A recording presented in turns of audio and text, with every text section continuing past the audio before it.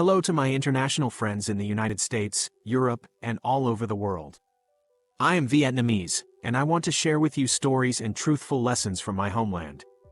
As there is a language barrier, I am using translation tools to connect. I sincerely apologize for any inconvenience and hope you will fully grasp the meaning of my story. My exclusive story, a play to expose hearts. There are truths in life that you wish you never knew. But sometimes, doubt gnaws at your heart, and you are compelled to seek answers, no matter the cost.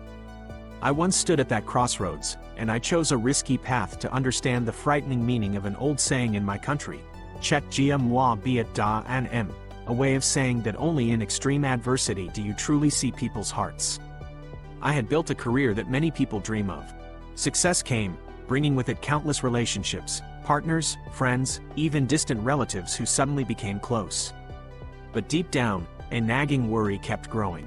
The sweet words, the solicitous gestures, how much of it was genuine? Or were they only with me because of what I had? That suspicion became a haunting shadow. And then, I decided to do something crazy, an exclusive play of my own making. I wouldn't fake death, in the literal sense, that would be too extreme and cruel. But I would create a perfect storm, a drama of collapse. I would pretend that my company had suffered a catastrophic financial event, teetering on the brink of complete bankruptcy. The plan was meticulously laid out.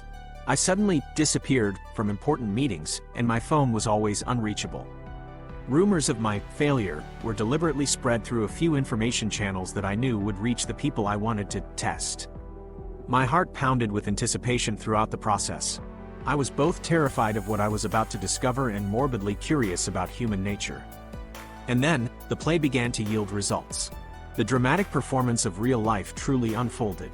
The first was a longtime business partner, someone who always called me his sworn brother. As soon as he heard the news, he immediately stopped all contact. A few days later, I heard that he was trying to approach my biggest clients. A knife straight to the heart of trust. Next was the group of close friends I had once believed in. They called and texted a few times, mostly to offer hollow condolences. When I subtly hinted at needing a small loan, they immediately became evasive, making up all sorts of excuses. Disappointment and sadness washed over me. Even some members of my extended family, who used to visit regularly asking for favors, now vanished without a trace, as if I had never existed. Amidst that bleak picture, a few unexpected bright spots flickered, turning the drama of the story in a different direction. There was a former colleague, someone I wasn't particularly close to, and with whom I had even had some disagreements. He didn't call with empty platitudes. Instead, he went directly to my old office, where I had secretly arranged for someone to observe, leaving an envelope containing a portion of his savings and a note that read, "I don't know what you're going through, but if you need anything, don't hesitate to call me. I believe you'll get through this." That act stunned me and moved me deeply.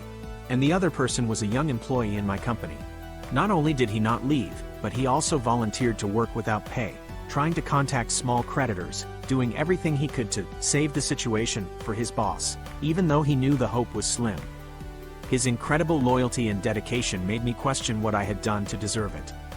After a few weeks of living in suspense and observing, I decided it was time to bring the curtain down. I didn't hold a grand press conference. I simply reappeared quietly. I called my former colleague and the young employee, expressing my sincerest gratitude from the bottom of my heart, and of course, securing their future in the company, which had never actually collapsed. As for the others, I didn't confront them, didn't reproach them. I simply removed them from my life. Silence is sometimes the most powerful answer. My play had ended. I had learned the hearts of my brothers, the true feelings of those around me. The price I paid was the pain of witnessing the hypocrisy and betrayal, and the lingering guilt of having put the people who genuinely cared about me in a difficult situation, even though they didn't know it was a test. This act of testing loyalty, though not a literal, fake death, still held a certain cruelty. But the lesson I received was invaluable. Our old saying, Chết, biết, or as you often say, a friend in need is a friend indeed, is true. It's just a pity that sometimes, to see people's true hearts, we have to go through storms, whether real or a drama of our own making. This exclusive story of mine is a stark reminder of the complexity of relationships, but also an affirmation of the immeasurable value of loyalty and true friendship tested by fire. And that is the profound meaning I wanted to convey to you all.